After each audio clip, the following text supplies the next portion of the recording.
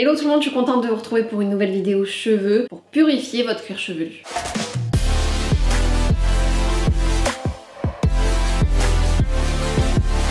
Que ce soit sur YouTube ou mon compte Instagram, souvent je reçois des questions où vous me demandez comment faire si on a le cuir chevelu qui nous démange, si on a les cheveux gras ou alors si on a des pellicules. Donc je réponds souvent à vos questions individuellement, mais là je voulais vous faire une vidéo qui répond à la question en général et qui vous permet de prendre soin aussi de votre cuir chevelu. Parce que s'il est plus simple, vous éviterez justement ce genre de problème. Donc la question que je vous pose là de suite maintenant, c'est est-ce que vous connaissez le scrub capillaire? Donc si vous connaissez ce geste, tant mieux.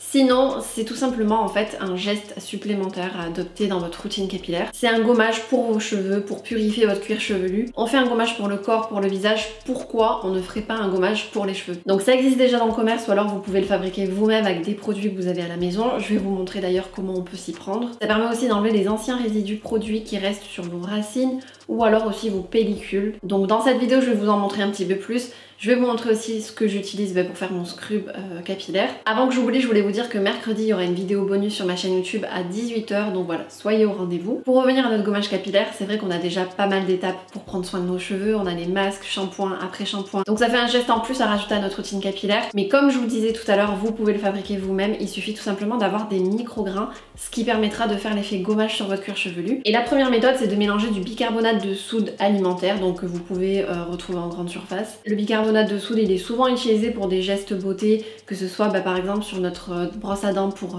blanchir nos dents. Si vous l'utilisez pour des masques capillaires, vous pouvez aussi l'utiliser pour des masques pour le corps. Mais c'est comme tout, faut pas en abuser. Pour les dents par exemple, si vous en abusez, ça risque de vous abîmer l'émail dentaire, donc faites attention. Pour les cheveux, c'est pareil, ne l'utilisez pas trop souvent, utilisez 1 à 2 fois par mois maximum. Donc je reviens à la technique. La première méthode que j'utilise personnellement, c'est de le mélanger à mon shampoing. Peu importe la quantité, bon c'est sûr je vais pas me vider le flacon sur la tête, mais j'en mets au creux de ma main et je rajoute après mon shampoing. Vous mélangez le tout et vous massez votre cuir chevelu. Donc finalement pour un geste supplémentaire, il n'y a pas grand chose à faire au final. Donc avec le mélange du bicarbonate et de votre shampoing, vous faites votre massage crânien, mais délicatement, vous n'allez pas agresser votre cuir chevelu, sinon il risque de regresser beaucoup trop vite après. Donc vous massez suffisamment avec la pointe de vos doigts pour pouvoir activer la circulation sanguine. En même temps, ça active la pousse de vos cheveux et ça assainit votre cuir chevelu, donc que demander de mieux quoi. Donc comme je vous l'ai dit, vous n'allez pas en abuser, vous n'allez pas le faire tous les 3 jours à chaque shampoing, mais par contre, vous pouvez le faire 1 à 2 fois par mois, c'est largement suffisant pour entretenir votre cuir chevelu. Après chez vous, si vous n'avez pas du tout de bicarbonate de soude, que vous voulez pas en acheter ou alors que vos parents ne veulent pas vous en acheter si vous êtes jeune, vous pouvez aussi bien prendre du sucre en poudre ou alors du sel, ça marche très bien tant qu'il y a des micro-grains pour faire l'effet gommage et ensuite que ça puisse se dissoudre dans l'eau aussi. Du coup, j'en arrive à la deuxième méthode. Si vous voulez pas le faire pendant le shampoing,